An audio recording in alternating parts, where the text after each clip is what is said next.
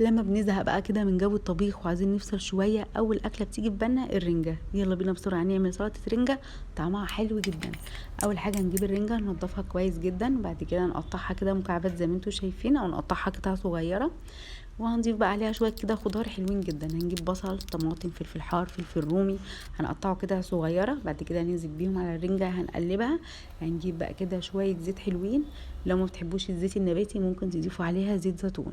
وهنجيب عصير ليمونه او عصير ليمونتين يعني زي ما تحبوا. بعد كده اخر حاجه هنضيفها الطحينه. هي دي سلطه الرنجه، هتعملوها في دقايق بجد هتاكلوا احلى رنجه ممكن تدوقها في حياتكم. هنجيب بقى شرايح ليمون كده هنزين بالطبق.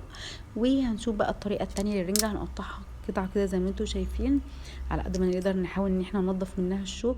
وهننزل برضو بشويه زيت وشويه ليمون، وهنزينها كده بشرايح الليمون. بس كده حضرنا طبقين رنجه طعمهم